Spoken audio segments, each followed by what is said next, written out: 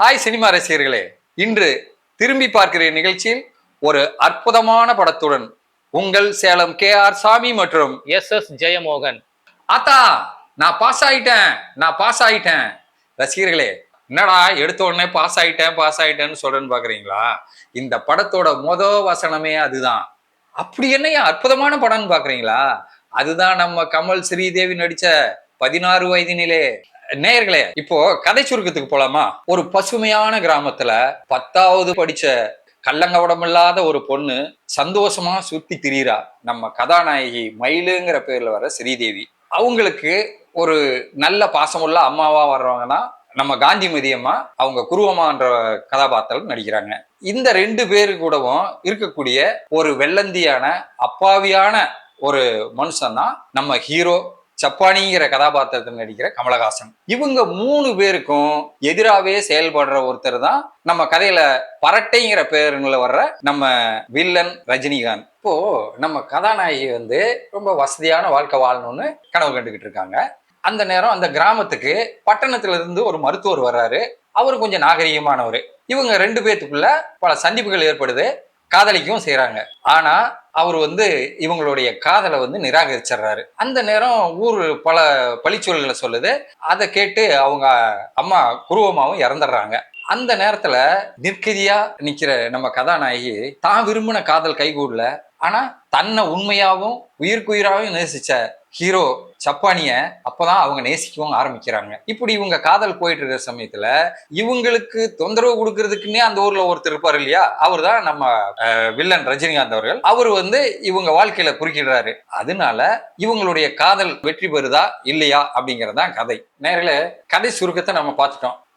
Sir, அந்த technicians பத்தி கொஞ்சம் சொல்லுங்களேன். கண்டிப்பா சார். இந்த படத்தினுடைய ஒளிப்பதிவு நிவாஸ், எடிட்டிங் பாஸ்கர், வசனம் கலைமணி, கதை திரைக்கதை இயக்கம் பாரதி ராஜா. அப்புறம் ரொம்ப முக்கியமான ஒரு நபர், படத்தினுடைய இசையமைப்பாளர் இளையராஜா அவர்கள்.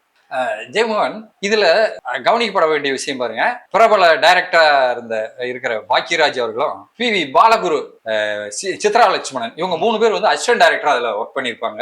அவங்க பின்னாளில ரொம்ப பெரிய டைரக்டர் அவங்க 3 பேருமே. சித்ரா லட்சுமணன் சரி, பாலகுரு கன்னி பருவத்தில படம்லாம் எடுத்து ஹிட் படம் கொடுத்தவரு. பாக்கியராஜ் சொல்லவே வேண்டாம், அவரு எப்படிப்பட்ட டைரக்டர்னு நமக்கு தெரியும். அதோட இந்த படம் ஒரு ஆர்ட் பிலிம் தான். இது பெருசா ஒன்னும் கமர்ஷியல் பிலிமாவே எடுக்கல.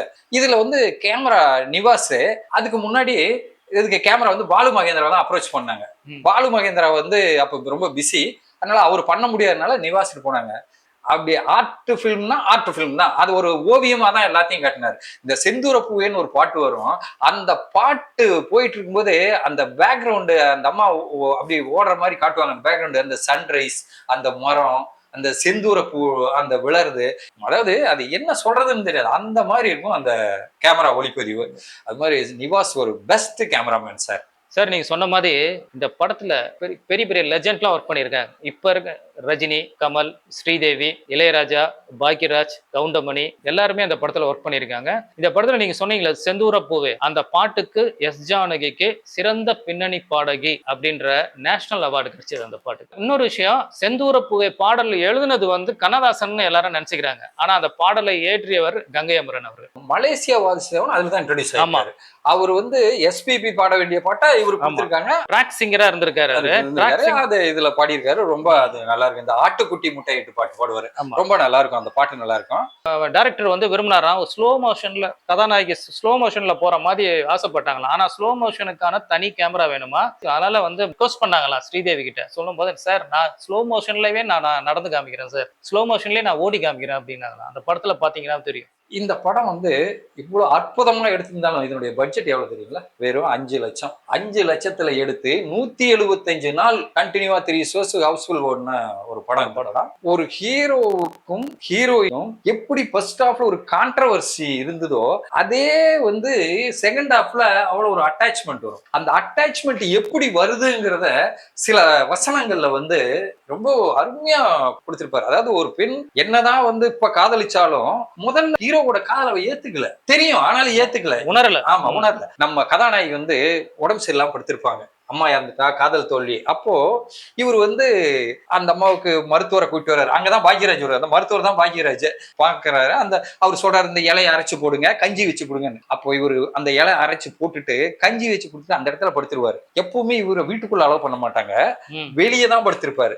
அப்போ காலையில இந்த அம்மா பாக்குறாங்க, இவர் எழுந்து பார்த்துட்டு இவர் பயப்படுறாரு. அப்ப சொல்லுவாரு, நான் மயிலு, நான் உனக்கு கஞ்சி வச்சேன், என்ன எரியாம நான் இங்க உள்ளேயே படுத்து தூங்கிட்டேன்னு.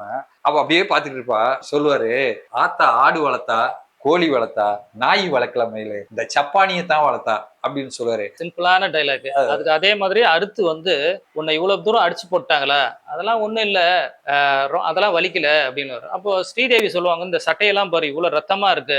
ஒன்ன சப்பானி சொல்லுவாரு, அது ரத்தம் இல்ல, ஆத்தா எனக்கு கொடுத்த சோறு. அப்புறம் இன்னொன்னு சொல்லுவாரு, அவங்க அடிக்கும் போது கூட எனக்கு வலிக்கல, உன்னை அடிச்சு போட்டா யாரும் கேட்க மாட்டாங்க, நீ ஒரு அனாதை பையன் சொன்னாங்களே, அப்பதான் எனக்கு வலிச்சுது. சொல்லு மயிலு, நான் அனாதையா அப்படின்னு சொல்லும்போது ஸ்ரீதேவி அதுக்கு பதில் சொல்லுவாங்க, நாம 2 பேரும் அனாதை இல்ல அப்படின்வாங்க. இப்ப சமீபத்துல பேட்டியில பார்த்தேன், பாரதி ராஜா கமல் கிட்ட ரிக்வஸ்ட் பண்ணாராம், கமல் ஒரு சின்ன இந்த அடுத்த ஷாட்ல நீங்க ஒரு கோமணத்தோட நிக்கணும், ஏன்னா நீங்க போட்டிருந்த பேண்ட் ஷர்ட்டையை கழட்டி அதை போட்டுட்டீங்க, நீங்க கோமணத்தோட நிக்கணும்னு சொன்ன உடனே கமல் கொஞ்சம் கூட யோசிக்கலையா, அடுத்த செகண்ட்ல கோமணத்தோட ஷாட்டுக்கு ரெடியா இருந்தாராம்.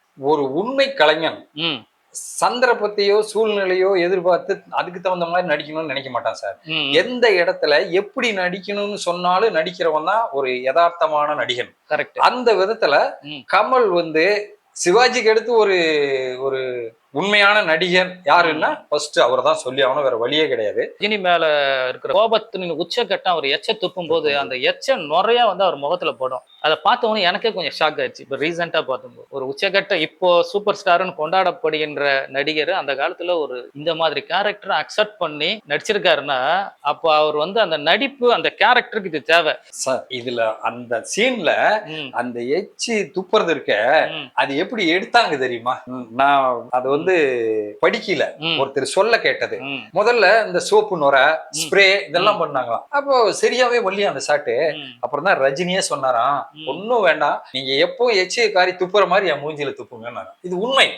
அதாவது இது ஒரு நடிகன், அதாவது அன்னைக்கு ரஜினிக்கு அந்த படத்துக்கு சம்பளம் வெறும் 2000 ரூபாய், 2500 ரூபாய், அதுல 500 ரூபாய் பேலன்ஸ் வச்சுட்டாங்க. 2000 ரூபாய். கமலுக்கு 27,000 ரூபாய், ஸ்ரீதேவிக்கு 9,000 ரூபாய். தான் மூஞ்சில நீ நேரடியா காரி துப்புன்னு சொன்ன ஒரே நடிகர் ரஜினிகாந்த். அந்த விதத்துல ரஜினிகாந்தனுடைய நடிப்பு, அவருடைய எண்ணமும் எங்கேயோ போயிடுச்சு. அதுல அந்த காலத்துல இந்த படத்தை ஆனந்தவன் ரிவ்யூ எடுத்திருக்காங்க, அதை பத்தி சொல்லுங்க சார். சார், ஆனந்தவனுடைய திரை விமர்சனம் எல்லாராலையும் கவனிக்கப்படுற ஒரு விஷயம். அதுல முக்கியமானது பஞ்சிங்கா ஒவ்வொரு படத்துக்கும் 100க்கு இவ்வளவு மார்க்குன்னு கொடுப்பாங்க. நம்ம 16 வயது நிலை படத்துக்கு பெற்ற மதிப்பெண் 100க்கு 62.5. இது வரைக்கும் எந்த தமிழ் சினிமாவிலையும் இந்த மாதிரியான உச்சக்கட்ட மதிப்பெண் பெறல. எனக்கு ரொம்ப ஒரு பிடிச்ச, இந்த படத்துல ரொம்ப பிடிச்ச ஒரு இடம், ஒரு டைலாக், அது என்னன்னு ரசிகர்களோட பகிர்ந்துக்க ஆசைப்படுறேன். கிளைமாக்ஸ் நெருங்கும் போது ஸ்ரீதேவி சப்பானியை கல்யாணம் பண்ணிக்கிறதுன்னு முடிவு பண்ணிட்டாங்க. சப்பானி கிட்ட காசு கொடுத்து சந்தைக்கு போய்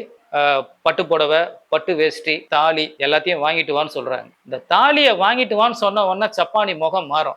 முகம் மாறும் போது, நான் போய் வாங்கிட்டு வரட்டா அப்படின்னு சப்பானி சொல்லிட்டு அடுத்த சீன்ல கிட்ட போய் ஸ்ரீதேவி கையை அப்படி லேசா தொடுவார். தொட்டுட்டு சந்தோஷத்துல குதிப்பார். சோ அந்த டைரக்டர், அதுதான் டைரக்டருடைய நுட்பமான ஒரு காட்சி. இப்போ ஸ்ரீதேவி அந்த மயில் நமக்கு சொந்தமாக போறா அப்படின்ற ஒரு விஷயத்த அவ விரலால அவளை தொட்டு ஊர்ஜிதப்படுத்துறாரு.